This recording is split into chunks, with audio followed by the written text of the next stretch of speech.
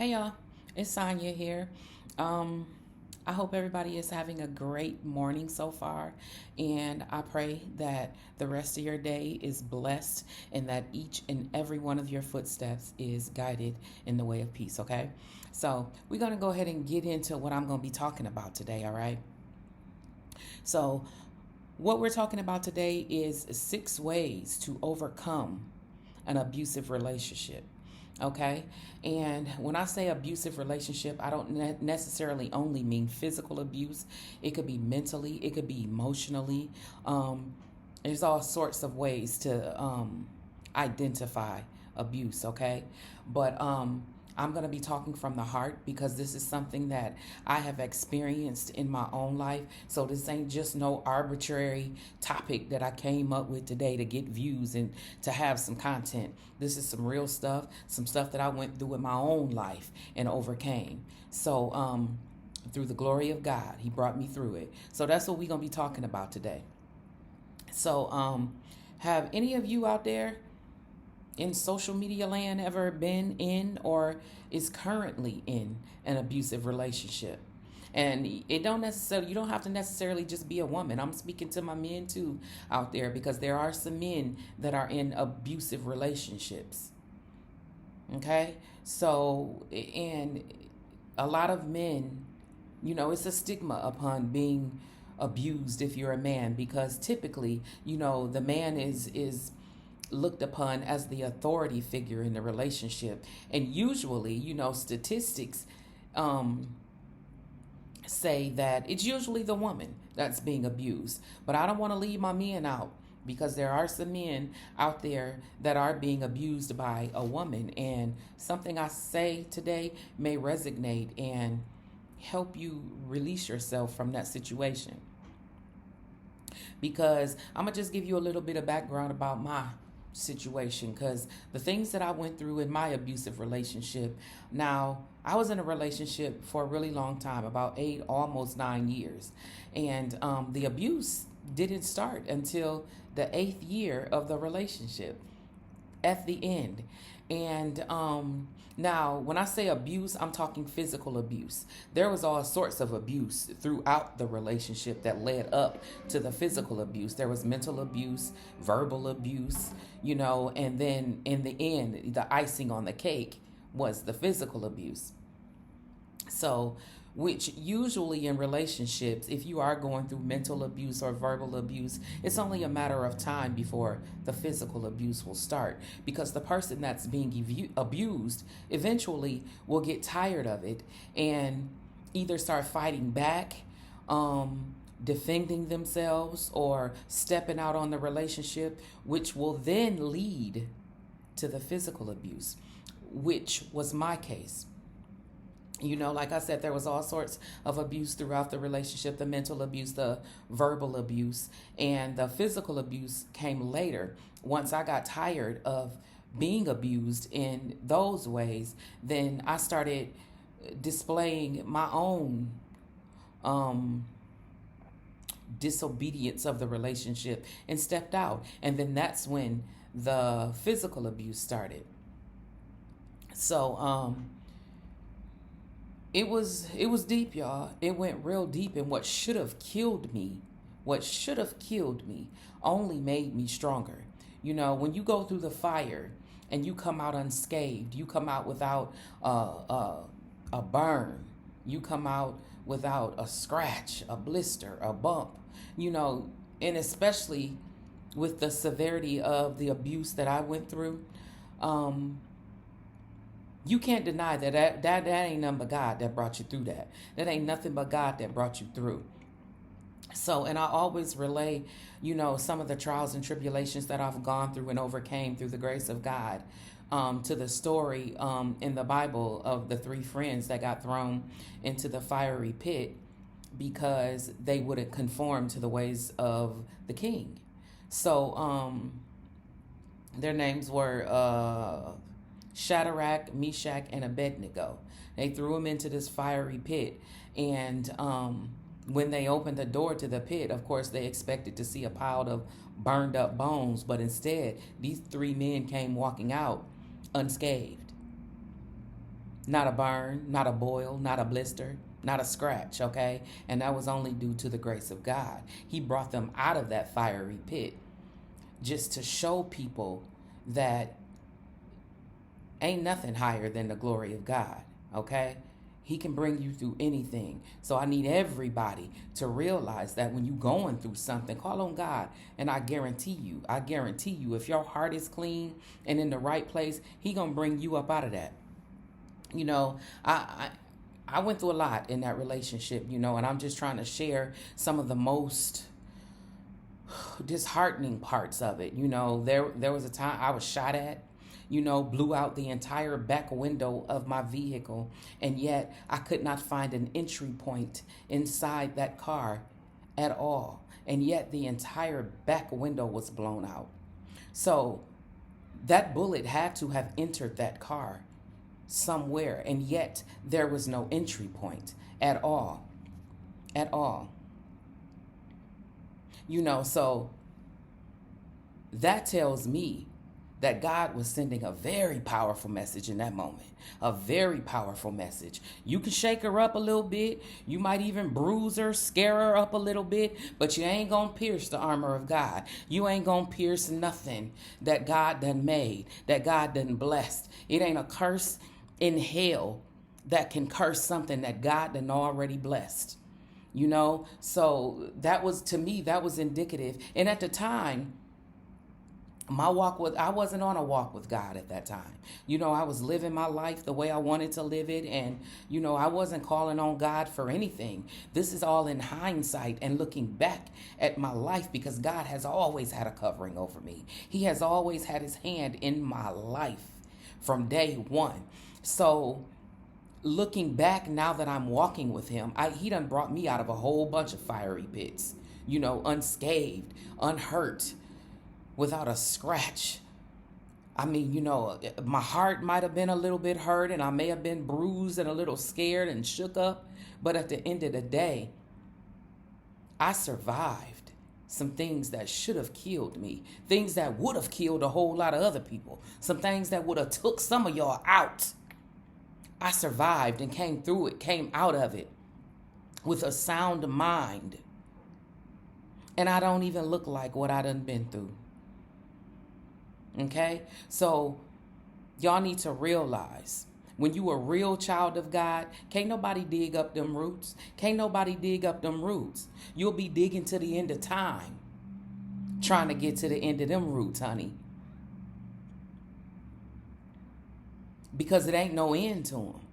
It ain't no end to these roots. Okay? I'm planted in the soil of God. And my roots is watered with the blood of the Lamb. So it ain't no digging them up. I don't care what you use. You can use a bulldozer, an excavator. You can come in with an atomic bomb. And guess what's still going to be standing? These roots, they ain't going nowhere. You can't shake me. You can't. You can't pull me up. You can't pull me out of the roots. You can't pull me out of the roots. You'll be digging forever. You'll be digging forever. Okay? So let me get on to it, and let's talk a little bit about these 6 ways, the 6 R's of escaping an abusive relationship and staying out of it, leaving it and not going back. Okay? So the first way we're going to start is recognizing. First, you got to recognize that you in one. A lot of people miss the signs. They feel like because ain't nobody going upside their head every day that they ain't being abused. But you being called everything outside of your name. Okay? They messing with your mind. They scapegoating you every day, gaslighting you every day. Calling you all out your name, planting things in your mind about yourself that ain't true, making you look down upon yourself, stealing your self-worth. That's all abuse. Not to mention, some of you are actually being physically abused, as I was. Okay? So I'm sharing these things with you because these are things that I've gone through in my own life. This ain't just some topic that I done pulled out of my behind just to have some content or something to talk about today. This is real. This is stuff that I went through on my own. It's stuff that God delivered me from and brought me out of it when I didn't even know that it was God delivering me. I didn't know. Because like I said, I wasn't on no walk with God at that time. I was doing me, living it up. But whole time, God had me because he don't play about his children. Okay? So first you got to recognize, number one, you got to recognize that you're in an abusive relationship. If you're being talked down on, if you're being called names, if you're being gaslit on a daily basis, if somebody is putting their hands on you, baby, you're in an abusive relationship. And it's time to recognize that. Because once somebody show you who they are, you better believe them. You better believe them. Because once it's revealed, you think it's going to get better? Once they show you, it's just going to get worse. Every time it's going to be worse. See, it starts with the little things first. It starts with them belittling you, talking down on you, making you feel bad about yourself, stealing your self-worth, secluding you from your friends and your family, talking bad about those that you surround yourself around. And you'll want to please them, so you'll stop hanging out with your friends. You'll stop going around your family. Those are all forms of control and all forms of abuse. So you got to recognize when you in an abusive relationship so that you can know how to move going forward. When somebody show you who they are, believe them, because they ain't lying. They telling the truth, okay? Number two, you got to remove yourself. Once you realize, okay, yeah, I'm in an abusive relationship, it's time to put your walking shoes on, babe. It's time to go. And if it's your house, your dwelling place, then you got to get them up out of there by any means necessary. And see, in my case, what I had to do, because sometimes simply just asking a person to leave, they ain't going to leave. They ain't going to leave, especially a narcissist, somebody. And usually people that abuse others are narcissists. There can be narcissist men. There can be narcissist women. So just telling them to leave, they ain't going nowhere because they feel like you belong to me. I ain't going nowhere. And usually, if you're the victim in this situation, you feel powerless because they've already shown you that they can, overpower you. They can overpower you with their words. They can overpower you with their strength. So you oftentimes find yourself feeling powerless. You find yourself feeling like it ain't nothing I can do. I done told this person to leave and they won't leave. Like, what am I supposed to do? And oftentimes the law ain't on your side, especially if the abuser lives with you and you've moved this person into your house. And, when you call the police and tell them, well, I want him out or her out, they not going to make them leave because it's against the law for them to put somebody out where they live as well. So a lot of times calling on the law is useless. But I'm not telling you not to call the police because sometimes that can be your saving grace. However, in my case, it wasn't. I went from calling the police several times, a whole bunch of times. And at this time, I lived in the projects. I was living in the projects, y'all. Living in the projects, calling the police for help. And by the time they would get there, of course, the abuser or the attacker is already gone, already fled the scene. So it ain't really nothing they can do at that point. You can file your little report or whatnot, and that's pretty much that. There's nothing stopping them from coming back and continuing the abuse later. So the law oftentimes does not work. And because I lived in a project at that time, in low income, they tried to put me out. Like, what kind of mess is that? They tried to put me out for calling the police in defense of my own safety. When you calling the police too much, you bringing too much, negative attention to our housing project. So you got to go. That's a whole nother story though, y'all. In story, it didn't work. I had to wind up going to court and fighting it and everything, and I won. But this is what you're dealing with when you're in a lot of abusive situations. You oftentimes find yourself feeling like there's no way out. Like I can't escape from this because nobody really is on my side.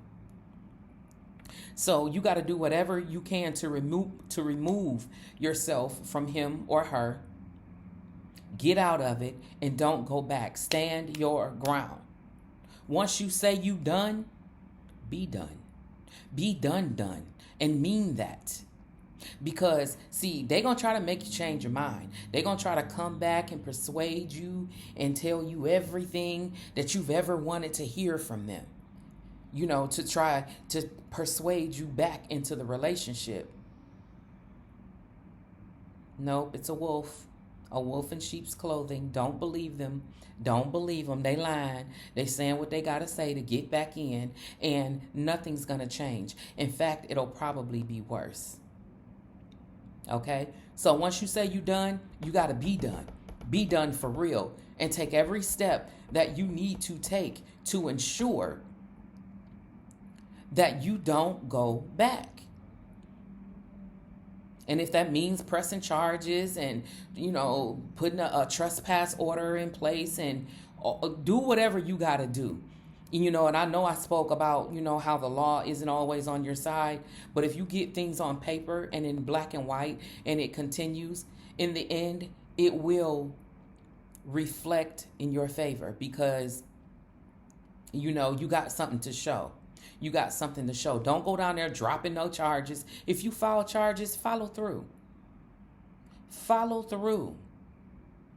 Because that's only going to look better for you in the end. Because if it doesn't stop, and 9 times out of 10, it's not going to stop. And when it comes all down to it, and you have all of this evidence to show, like, well, look, I filed charges. I never dropped the charges. I showed up to court, this, that, and the other. He's violating the trespass order and this, that, and the other. In the end, they can't do nothing but follow the law when you got it in black and white. Okay? So remove yourself and stay removed. If that means you moving out of the house, do what you got to do. If that means you having to go to a shelter or picking up and moving, going somewhere else, do what you got to do. Because that's what I had to do. I had to pick up my kids. Me and my kids had to pick up and leave the entire state. And I had to move back to my hometown just to wind up, just to escape from this situation. Because, see, I was willing to do whatever it took to get out of it. When I said I was done. Done. For real. And because this narcissist just couldn't take me being the one to end it all, the abuse got worse. It got worse and worse. Even though at this time, we weren't even together. He was out of the house and everything. But every chance he had, he was trying to wreak havoc upon my life. Showing up places where I would be randomly, running me off the road, shooting at me, kidnapping me, breaking into the house, all sorts of crazy things.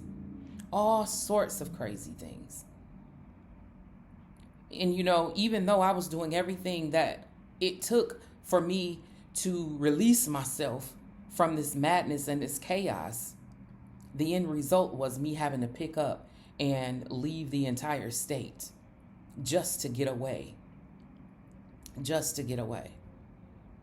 So, number 3, resilience. Recover quickly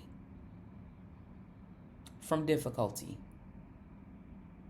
And especially when you have children, when you have other responsibilities going on in your life. You got a job, you got kids, you got family, you got other things going on. You can't risk dwelling in that, wallowing in the misery and the pain. Now, I ain't saying, because we all human. If you going through something like that, it's going to be painful. It's going to be hard. But you got to be resilient and you got to bounce back quickly, especially for them kids. Because it's already enough trauma. They're already going through enough trauma as it is. So you got to bounce back, and you got to bounce back quick to replace some type of normalcy in your children's life. When your kids go through something like that, they ain't never, ever going to forget it. They ain't never going to forget it, and they going to carry it with them forever. Forever. And it's going to change their outlook on relationships and how they conduct themselves in relationships. So if you're going to be that one that's being abused and you stay in it, you make excuses for the abuser, and you don't do anything about it, you just kind of live with it and wallow in it, guess what you're teaching your kids? That it's okay. It's okay to be abused. It's okay to be called names, put down, made to feel worthless. It's okay for people to smack you around. And guess what they gonna carry on into their relationship? Those exact beliefs. But if you show them that, hey, this ain't okay. This is not how nobody's supposed to live. Shouldn't nobody be putting their hands on you. Shouldn't nobody be calling you out your name. Or making you feel worthless or beneath them. Then that's what they're going to carry into their relationships. Okay? Resilience. That was number 3. Number 4, reinforce. And basically what I'm saying by that, when I say reinforce, that means strengthen yourself by any means necessary. You can strengthen yourself by prayer. Strengthen yourself with the armor of God. Strengthen yourself with information and tools, materials, and you can take that how you want when I say materials. I ain't preaching violence, but you got to protect yourself by any means necessary. Okay? So you got to strengthen, you got to reinforce your armor. And if that means calling the police, filing, reports, putting warrants on the person, getting them arrested, then it is what it is. Because at the end of the day, your life is more important than theirs. I would like to think. I know mine was. So at that time, I wasn't caring about you spending no little 30 days in jail. I wasn't caring because you weren't caring when you was shooting at me and, dragging me through the mud, trying to run me off the road, trying to get me fired from my job, taking food out of your children's mouth. You wasn't caring about none of that. So why should I care when they taking you away in handcuffs? Oh, you gonna let them put me in? Yes. Yes, sir. Goodbye. Go on and enjoy them 3 hots and a cot. See you in 30, bruh.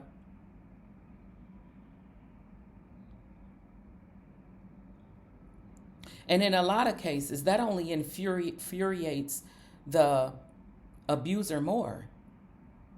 When you put them in jail, or when you try to exercise your authority, or put the law on their behinds, then they like it. They looking at you like, how could you? What do you mean?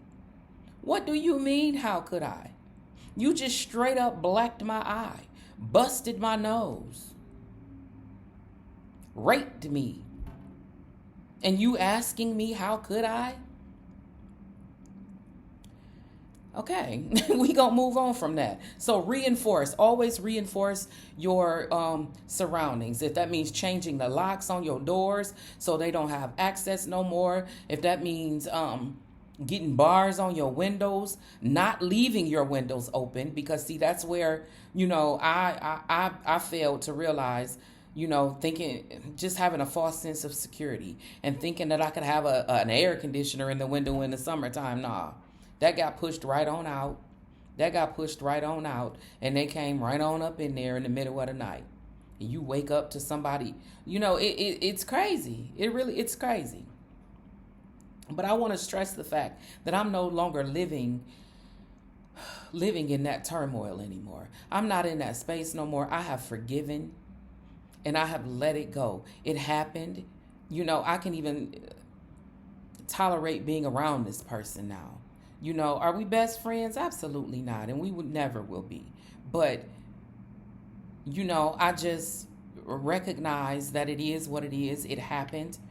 I was delivered from it. I'm through it. And, like I said, we'll never be best friends, but we can be cordial. So there is a light at the end of the tunnel, y'all. Your pain and your trials and your tribulations and your adversity does have an expiration date. Just remember that. Okay?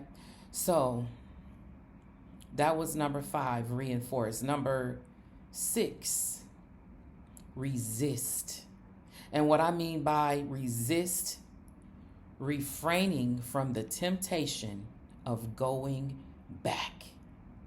Because they're going to try every trick in the book. They're going to try every trick in the book. If you weren't already married, they're going to suggest marriage. Let's go get married. Like, who would do that? They're going to try to win you back with gifts or flowers or promises, hope. Don't sell me no dream and don't let them sell you one. Because I guarantee you things will not change. If this person hasn't taken the necessary steps to heal themselves and to overcome and get rid of that demon that they're carrying inside, you getting back the very thing that you put out in the first place. They're not going to change. They not going to change. Okay? So you got to stand firm. Like I was talking about them roots earlier. You got to stand firm in them roots. Them roots got to be so deep to a bulldozer can't dig them up. An excavator can't dig them up.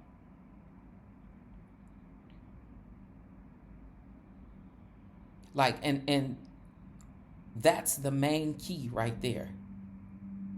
Number 1, the very first one that we spoke about was recognizing. And number 6, resist. Those are the 2 most important ones.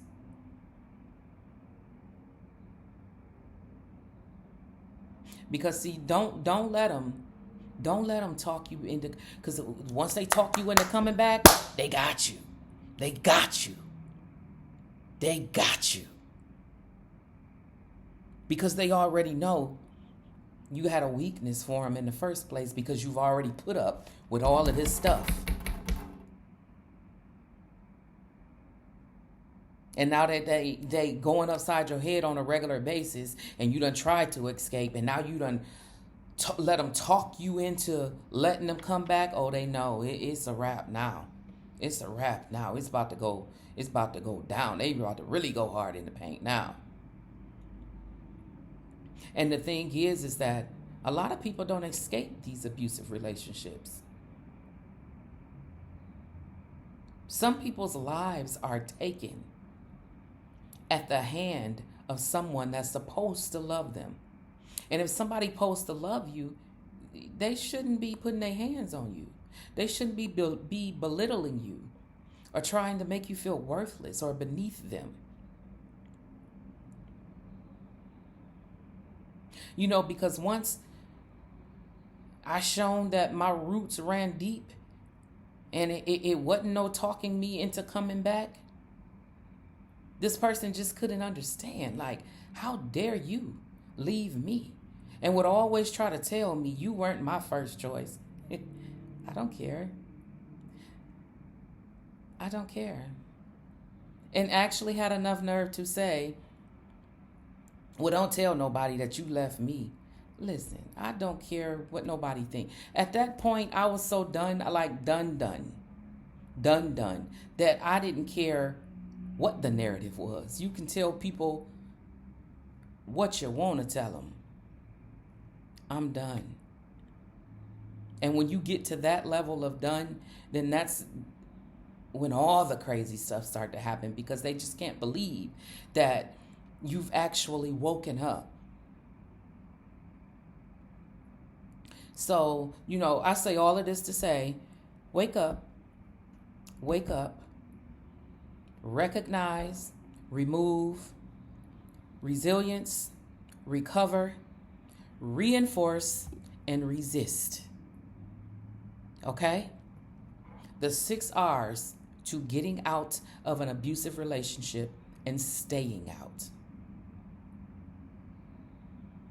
All right, y'all. I hope something resonated with anybody out there that may be going through anything that I spoke about today. I hope it rests in your heart and convicts you to the point to get up and do something about it. Don't live in it. You don't have to. Call on God and He'll bring you through it. I promise you. Y'all have a blessed day.